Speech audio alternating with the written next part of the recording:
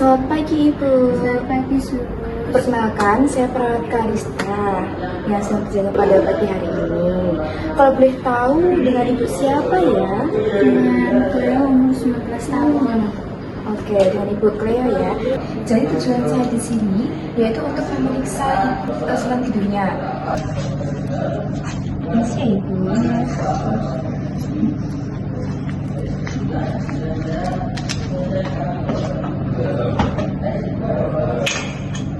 Apa yang dirasakan Ibu selama ini? Saya 1 bulan terakhir ini susah tidur terus. Baik, kira-kira untuk tidurnya itu di malam hari jam berapa ya Ibu? Nggak nentu sih, Sus. Malah kadang nggak malam hari, malahan pagi hari.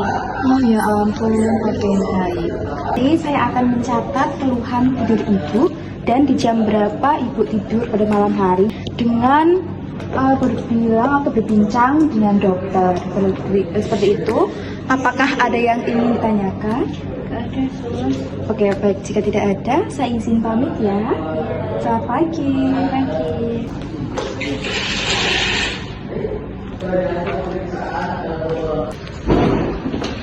Selamat pagi.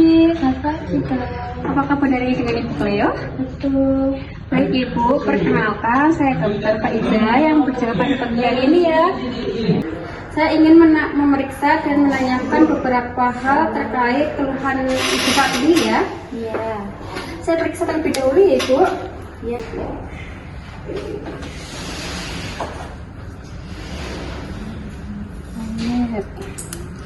Apakah Ibu memiliki penyakit tertentu atau Ibu sedang mengkonsumsi obat?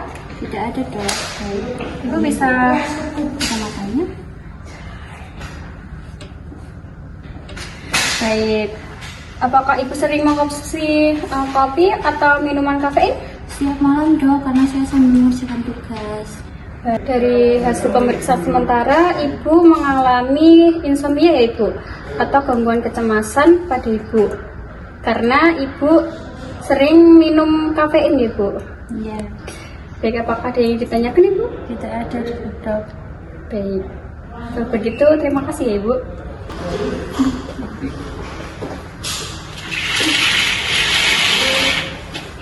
Selamat pagi Ibu. Selamat pagi Mbak. Perkenalkan, saya dengan Dr. Mesipa. Jadi saat ini saya akan melakukan sedikit perbincangan atau mengobrol sebentar dengan Ibu supaya nanti saya bisa mengetahui kondisi psikologis Ibu selama ini begitu. Apakah Ibu bersedia? Bersedia Mbak. Baik, kita mulai ya Ibu. Nanti kita ngobrolnya santai saja ya Ibu, jadi tidak perlu canggung begitu ya Ibu ya. Nanti jawab seadanya sesuai saja. Baik Ibu, sebenarnya selama saat ini kan Ibu ada keluhan susah tidur ya Ibu ya? Iya. Nah, Ibu bisa jelaskan kepada saya sebenarnya apa yang membuat Ibu merasa susah tidur? Sebenarnya tuh saya akhir-akhir ini sekitar 1 bulan terakhir ini saya tuh sering mengerjakan tugas sampai larut malam Dok. Terus saya sering minum kopi, terus yang minuman yang berkafein itu supaya saya bisa melek gitu Dok. Baik Ibu, jadi untuk alasannya Ibu susah tidur karena cemas atau gelisah ya Bu, karena tugasnya banyak sekali begitu ya Bu. Gak apa-apa, saya memaklumi karena saya dulu sudah pernah menjadi mahasiswa ya Ibu ya, dan tugasnya itu memang banyak sekali begitu Bu. Nah, setelah ini nanti saya akan mengajarkan Ibu teknik relaksasi Bu, contohnya seperti nafas dalam begitu untuk mengurangi rasa cemas atau gelisah yang Ibu rasakan begitu ya Ibu. Apakah Ibu bersedia? Iya Su. Untuk keluhannya ini tadi kurang lebih selama 1 bulan ya? Iya, 1 bulan terakhir. 1 bulan terakhir ini ya. Nanti akan kami siapkan resep obatnya Ibu ya, dan juga teknik relaksasinya Ibu. Apakah ada yang ditanyakan? Tidak ada Dok. Tidak ada. Kalau begitu mungkin itu saja dari saya. Terima kasih ya Ibu. Baik Dok, terima kasih ya. Selamat pagi Ibu, perkenalkan saya apoteker Ilme bertugas pada pagi hari ini. Apakah ini dengan Ibu Cleo? Betul Mbak. Baik, di sini saya akan menanyakan beberapa hal terkait dengan kesulitan Ibu saat tidur ya. Apakah akhir-akhir ini Ibu mengonsumsi obat atau suplemen yang mempengaruhi tidur Ibu? Enggak Mbak. apakah Ibu akhir-akhir ini suka mengkonsumsi kopi atau kafein? Iya Mbak, saya sering mengonsumsi kopi karena setiap malam saya mengerjakan tugas. Baik, Ibu suka mengonsumsi kopi ya. Saya sarankan Ibu kalau menjelang malam itu jangan mengonsumsi kopi ya Bu, karena itu dapat mempengaruhi kualitas tidur Ibu. Saya sarankan Ibu menghindari itu saat waktu ingin tidur ya Bu. Baik Mbak. Baik, jika dokter nanti menyerahkan obat, nanti saya akan menjelaskan cara penggunaannya, obat atau dosis tertentu ya Bu, untuk tetap aman dan efektif.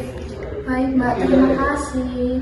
Sama-sama, saya akan sampaikan informasi ini kepada tim kesehatan untuk menjaga kualitas penggunaan obat tetap aman. Oke, terima kasih teman-teman semua karena sudah berkumpul hadir di sini pada pagi hari ini. Jadi kajian saya dan Ibu Cleo yang saya kaji pada pagi tadi, Ibu ini mengeluhkan sulit tidur ya selama sekitar kurang lebih 1 bulan. Pasien ini tidur pada malam hari itu sekitar 3-4 jam saja. Ya dikarenakan beliau itu memikirkan tugas kuliah yang sangat banyak seperti itu, sehingga Ibu ini mengalami kesulitan tidur pada malam hari. Terima kasih atas informasinya. Dari hasil pemeriksaan yang saya lakukan tadi, tidak ditemukan gangguan fisik pada Ibu Cleo. Namun saya menemukan bahwa pasien memiliki kebiasaan mengkonsumsi kopi dan minuman berkafein pada malam hari saat mengerjakan tugas. Menurut saya, kebiasaan ini dapat memperparah keluhan insomnia-nya. Ya, saya setuju dengan Dr. Faiza. Jadi tadi saat wawancara memang saat saya berbincang dengan pasien juga mengatakan sulit tidur dikarenakan sering mengonsumsi minuman yang berkafein, dan juga dia ada rasa cemas yang disebabkan karena adanya beban, yaitu tugas kuliah yang sangat banyak sekali. Itu yang membuat pasien merasa cemas sehingga pasien sulit tidur. Dan menurut saya faktor psikologis ini sangat berpengaruh sekali dengan keluhan pasien tersebut. Jadi selain kebiasaan minum kopi, kecemasan juga menjadi salah satu faktor kesulitan tidur ya. Menurut saya, pasien perlu diberikan edukasi mengenai pola tidur yang sehat dan cara mengelola stres. Betul Sus, jadi kalau dari saya sendiri menyarankan untuk pasien bisa diajarkan untuk melakukan teknik relaksasi seperti nafas dalam dan juga untuk bisa memanajemen stresnya gitu. Dan saya juga menyarankan pasien untuk bisa membatasi gawai atau penggunaan gadget sebelum pasien tidur, karena itu sangat mempengaruhi kualitas tidur pasien begitu. Itu saran yang baik. Saya juga berpikir bahwa pendekatan farmakologis perlu menjadi pilihan utama.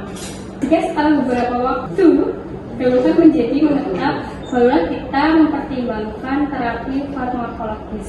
Saya sependapat, jika nantinya terapi obat diperlukan, pasien perlu diedukasi tentang cara penggunaan, dosis, atau efek sampingnya. Pasien juga perlu diberitahu bahwa mengkonsumsi kafein dalam jangka panjang itu tidak boleh. Oke, baik. Jadi untuk fokus kita kali ini yaitu di kesulitan tidur pasien. Dikarenakan pasien juga tidak boleh untuk memperbanyak kafein seperti yang dibilang operator tadi ya. Oke, jadi serta untuk kita tuh membantu pasien mengelola kecemasannya seperti itu. Ya, saya setuju, dan kita juga perlu memberikan evaluasi berkala dan juga kita harus bisa memantau pasiennya nanti ya. Jadi untuk keluhannya pasien bagaimana kita juga harus pantau sehingga pasien bisa melakukan perbaikan secara berkala gitu. Setuju, evaluasi perlu dilakukan agar kita dapat melihat efektivitas intervensi yang telah diberikan. Ya, dari sisi farmasi saya juga setuju. Saya siap mendukung jika terapi obat diperlukan. Saya akan tetap menyarankan pasien untuk menggunakannya lebih efektif lagi. Baik, jadi kesepakatan kita pada hari ini adalah untuk memberikan dukungan atau edukasi pada pasien kita dan mengurangi konsumsi kafein, betul?